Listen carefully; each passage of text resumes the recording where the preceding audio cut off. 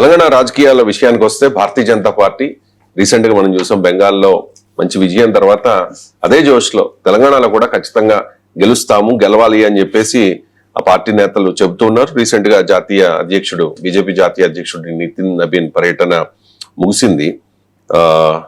సతీష్ గారు, నితిన్ నబీన్ అయితే చాలా కాన్ఫిడెంట్ గా చెప్తూ ఉన్నారు, మేము బెంగాల్లో తరహా పోరాటాలు ఇక్కడ చేస్తాము, బెంగాల్ లాగానే ఇక్కడ కూడా గెలుస్తాము అని చెప్పేసి.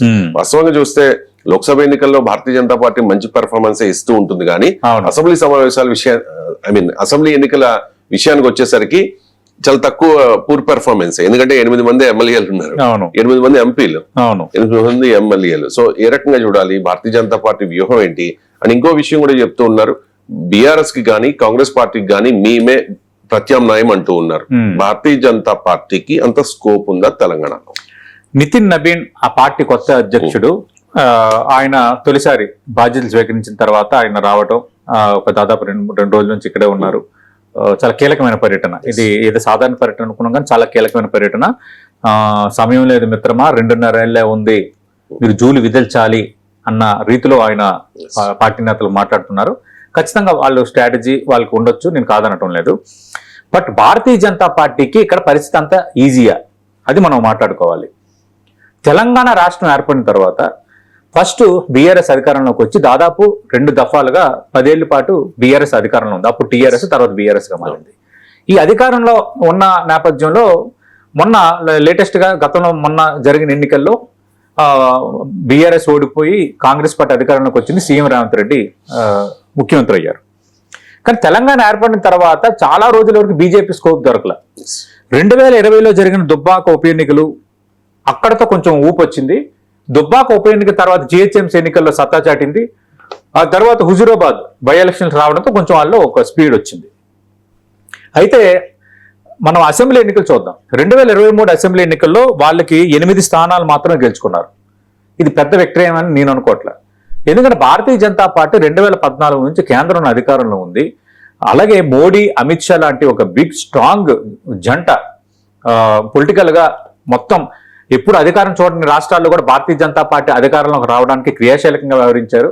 కానీ తెలంగాణలో మాత్రం పరిస్థితి ఒకరోజు అప్పు ఒకరోజు డౌన్ అన్నట్టుగా, నథింగ్ బట్ సెన్సెక్స్. ఏంటంటే ఇది బీజేపీ సెన్సెక్స్ ఇన్ తెలంగాణ అనాలి, అలా ఉంది ఇక్కడ పరిస్థితి. అసెంబ్లీ ఎన్నికల్లో 8 అసెంబ్లీ స్థానాలు వచ్చాయి. 119కి ఓట్ల శాతం మాత్రం కొంత పెరిగింది, అంటే 13% వరకు పెరిగింది. ఇది 2023లో జరిగిన అసెంబ్లీ ఎన్నికల్లో 8 అసెంబ్లీ స్థానాలు 13.9 అంటే 14% ఓటు బ్యాంక్ అది వచ్చింది. 2018తో పోల్చుకుంటే పెరిగింది అయిపోయింది. తర్వాత లోక్సభ ఎన్నికలు జరిగాయి. తెలంగాణలో ఉన్న 17 లోక్సభ స్థానాల్లో అద్భుతమైన పెర్ఫార్మెన్స్ భారతీయ జనతా పార్టీ. ఎందుకంటే అప్పటి వరకు, అంతకు ముందు వరకు అధికారంలో ఉన్న బీఆర్ఎస్ ఓడిపోయిన తర్వాత 6 నెలల తర్వాత ఆ పార్టీకి 1 సీటు కూడా రాలేదు. ఇక్కడ భారతీయ జనతా పార్టీ 8 స్థానాలు గెలుచుకోవడం అనేది ఒక ఎత్తు అయితే, ఇక్కడ 35% ఓట్లు వచ్చాయి. అంటే 3వ వంతు తెలంగాణలో ఉన్న ఓట్లలో 3వ వంతు ఓట్లు లోక్సభలో భారతీయ జనతా పార్టీకి 8 సీట్లు ఇచ్చారు. అంటే 2023లో అసెంబ్లీ ఎన్నికల్లో జరిగిన పర్సంటేజ్ కంటే ఇక్కడ మనం చూస్తే దాదాపు 21% పెరిగింది ఇక్కడ లోక్సభ ఎన్నికలకు వచ్చేసరికి. అంటే నేనేమన్నాను, 3 వంతుల్లో మొత్తం 3వ వంతు ఓట్లు భారతీయ జనతా పార్టీకి ప్రజలు వేశారు లోక్సభ ఎన్నికల్లో. అంటే ఇప్పుడు పరిస్థితి ఎలా ఉండాలి? 35% ఓటర్స్ నిన్ను కోరుకున్నారంటే లోక్సభ ఎన్నికల్లో. ఇప్పుడు భారతీయ జనతా పార్టీ పరిస్థితి ఎలా ఉండాలి? తెలంగాణలో పరుగులు తీయాలి. కాంగ్రెస్కి ఆల్టర్నేటివ్ అని రామచంద్ర ఒక ప్రకటన చేశారు. కేటీఆర్ ఒక మాట అన్నారు, మాకు బీజేపీతో పోటీ అని.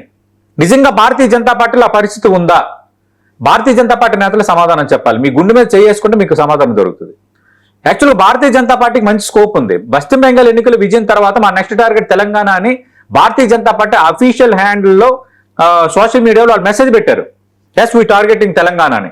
కానీ ఇక్కడ లీడర్షిప్ ఏం జరుగుతుంది, ఇక్కడ వర్గపోరు ఏంటి, ఇక్కడ నేతల ఇగోలేంటి అనేది ఎవడు పట్టించుకోవట్లే. మొన్నటి వరకు కూడా, అంతకు ముందు అంటే బండి సంజయ్ రాకముందు వరకు, మోడీ అమిత్ షా రాకముందు వరకు కూడా కేవలం భారతీయ జనతా పార్టీని ఒక హైదరాబాద్ పార్టీగానే నడిపారు రాజకీయాల్లో. 1999లో ఉమ్మడి ఆంధ్రప్రదేశ్లో ఉన్నప్పుడు అద్భుతమైన పెర్ఫార్మెన్స్ చేసింది. ఆ తర్వాత పరిణామాల క్రమంలో నేను చెప్తున్నాను కదా, సెన్సెక్స్ లాగా ఒకరోజు పెరగడం ఒకరోజు తగ్గడం, ఇదే జరుగుతుంది. కానీ ఇప్పటికి నిజంగా అధికారంలోకి వచ్చే వాతావరణం ఉందా? ఒకవైపు కాంగ్రెస్ అధికార పార్టీ, తర్వాత బీఆర్ఎస్, ఇక్కడ ఎక్కడ చూసినా ఎన్నికల్లో కాంగ్రెస్ పార్టీకి ఆల్టర్నేటివ్గా బీఆర్ఎస్ఏ కనిపిస్తోంది. కాంగ్రెస్ పార్టీకి గట్టి పోటీ ఇస్తున్న పార్టీ బీఆర్ఎస్ఏ. మరి బీజేపీ ప్రామినెన్స్ ఎక్కడ? నా ప్రశ్న ఇది. త్వరలో గ్రేటర్ హైదరాబాద్ ఎన్నికలు వస్తున్నాయి కాబట్టి బీజేపీ వ్యూహం ఏంటి, గ్రేటర్ హైదరాబాద్ ఎన్నికలు ఎంతవరకు పెర్ఫార్మెన్స్ చేస్తుంది అన్న దానిపైన భవిష్యత్తు ఆధారపడి ఉంది. రెండు, మోడీ కానీ అమిత్ షా కానీ ఇక్కడ భారతీయ జనతా పార్టీ ఇక్కడ నేతల్లో ఉన్న ఈ వర్గ పోరుని మీరు ముందు క్లోజ్ చేయకపోతే పని జరగదు. అంతకుముందు బండి సంజయ్ అధ్యక్షుడిగా ఉన్నప్పుడు పార్టీ కొంత ఊపు వచ్చింది.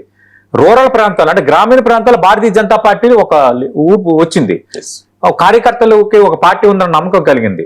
తర్వాత వాళ్ళ స్ట్రాటజీస్ లో భాగంగా నిర్ణయాలు మార్చుకుంటూ వచ్చారు, అధ్యక్షులు మారారు, అంతా జరిగిపోయింది. ఇప్పుడు ఏం జరుగుతోంది? ఇక్కడేమో ఒకరికి ఒక పదవి వస్తే ఇంకొకరు ఓర్చుకోలేనంత వాతావరణం. కొన్ని జిల్లాల్లో ఇద్దరేసి నేతల మధ్య వర్గపోరు, ఒకరిపై ఒకరు కుట్రలు. ఒక స్టాండర్డ్ గా మనం ఖచ్చితంగా తెలంగాణలో పవర్లోకి రావాలి అని మోడీ వచ్చి అప్పీల్ చేస్తున్నారు, అమిత్ షా అక్షంతలు వేస్తున్నారు, నితిన్ నబీన్ కూడా వచ్చి 2.5 ఏళ్ళ ఉంది సమయం లేదు మిత్రం అంటున్నారు.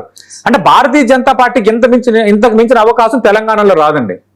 తెలంగాణలో భారతీయ జనతా పార్టీకి సంబంధించి ఒక మంచి అవకాశం ఇది. కేంద్రంలో వాళ్ళు ఉన్నారు, ఇది 3సారి ఉండడం, మంచి లీడర్షిప్ ఉంది. పశ్చిమ బెంగాల్ కూడా గెలవరు అనుకున్న పశ్చిమ బెంగాల్లో కూడా అడుగు పెట్టారు. ఇంకా తెలంగాణలో అడుగు పెట్టడానికి ఇది మంచి సమయం. కానీ మంచి సమయం అంటే అక్కడ మీరు అధికార కాంగ్రెస్ పార్టీని, బీఆర్ఎస్ని ఇద్దరిని మీరు ఎదుర్కోవాలి, స్ట్రాంగ్గా ఎదుర్కోవాలి. అంత బలం ఉందా? మీ మధ్య ఐక్యత ఉందా? మీరు ఏం కార్యక్రమాలు చేస్తున్నారు? అలాగే ప్రభుత్వ నిర్ణయాలపైన మీరు ఎంతవరకు ప్రజల్లో ఉంటున్నారు అనేది భారతీయ జనతా పార్టీ నేతలు ఖచ్చితంగా మాట్లాడుకోవాల్సిన అవసరం, ఖచ్చితంగా సమీక్షించవలసిన అవసరం.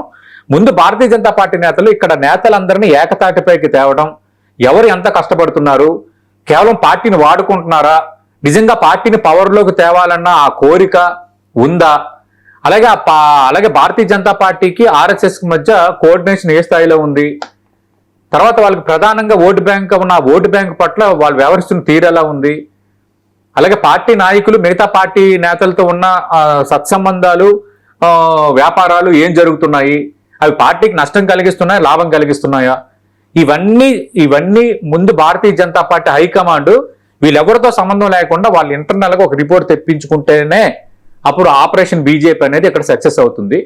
ఆపరేషన్ తెలంగాణ అనేది బీజేపీకి రిజల్ట్ ఇస్తుంది.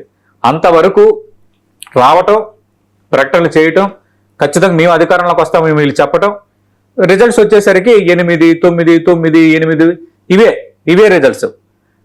ఇంతకు మించిన మంచి ఛాన్స్ భారతీయ జనతా పార్టీకి లేదు రావాలనుకుంటే పవర్లోకి. కానీ వాళ్ళు ఇక్కడ లీడర్షిప్స్ లో ఉన్న అనైక్యత, లోటుపాట్లు ఆ పార్టీకి పెద్ద మైనస్.